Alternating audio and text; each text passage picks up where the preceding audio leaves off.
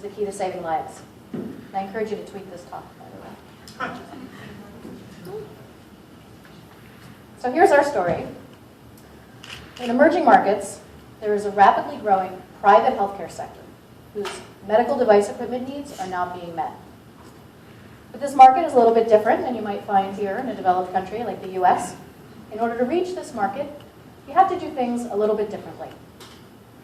So you have to be planning for a price-conscious consumer. And that means you need to make low-cost products. But you also need to accommodate different workflows and training. And so you need to build devices so they can leverage existing expertise. And finally, you need to build your devices so that they can work in very different environmental conditions and accommodate intermittent power, high humidity, temperature fluctuations.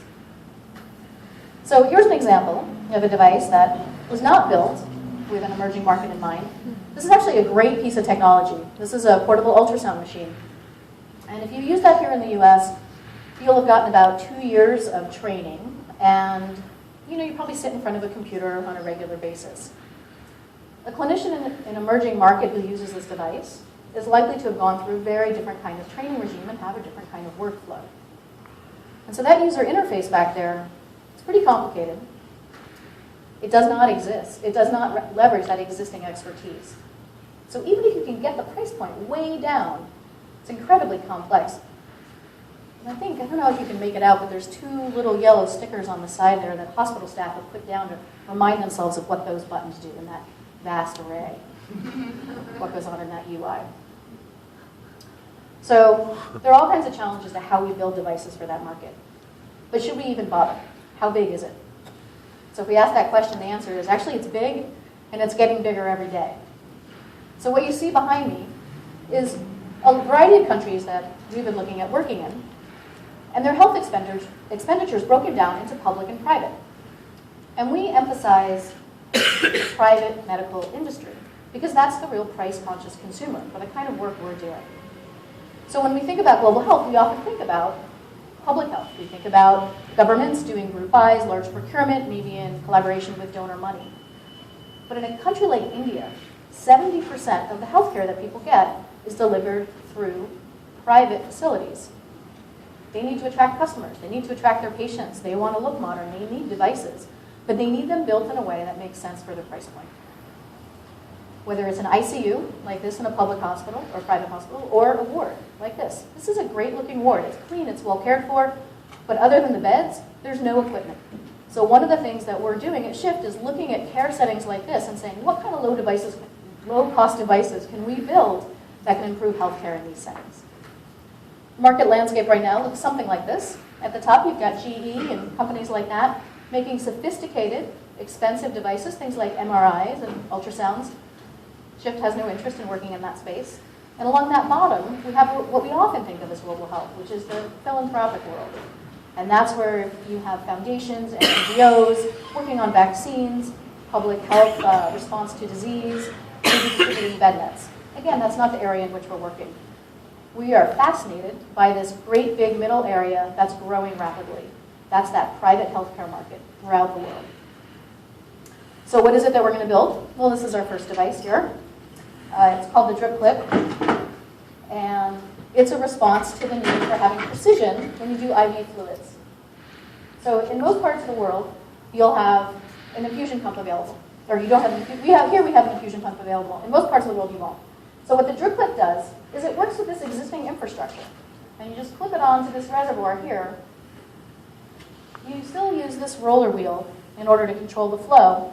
And this will give you the precision measurement of what you're doing. So it works with that whole ecosystem that's already in place.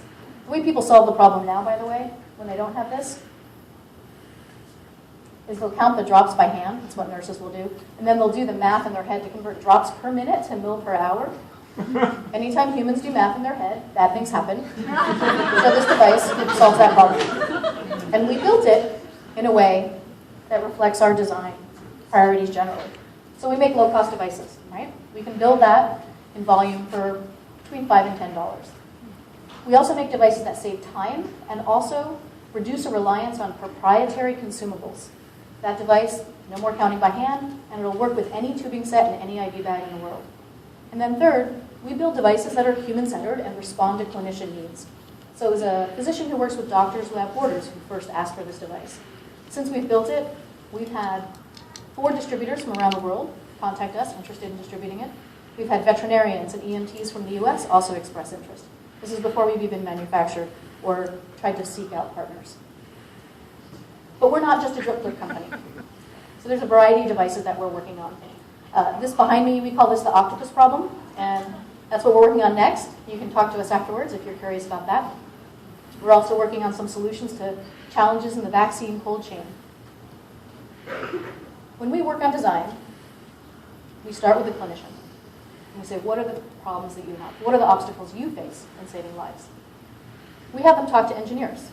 And we say, hey, how would you fix this problem?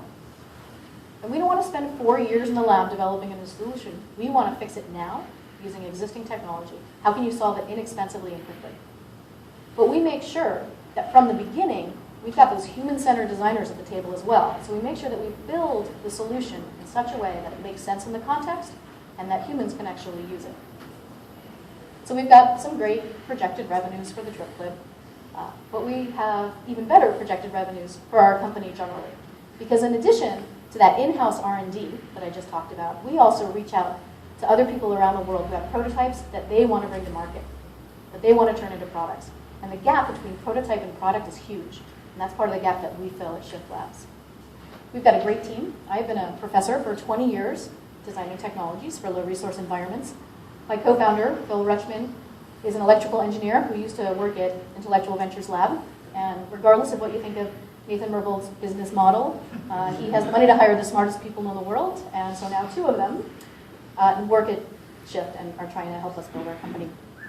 But part of the other secret sauce that we have is we have this global network of designers and advisors and engineers and clinicians who are helping us figure out how to build solutions that can serve multiple markets across the globe. So here's our ask. Clinicians, doctors, nurses, midwives, if you've got problems, tell us about them. Maybe we can solve them. If you've got people who like to solve problems, makers, hardware hackers, engineers, people who want to do good and do well, tell them about us. Follow us on Twitter, tweet about us, help us build some simple solutions and save some lives. Thank you.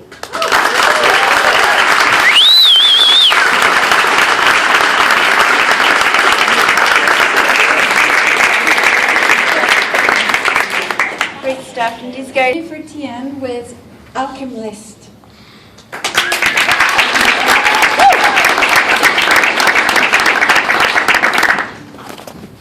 At Alchemist, we believe that if we can make it easy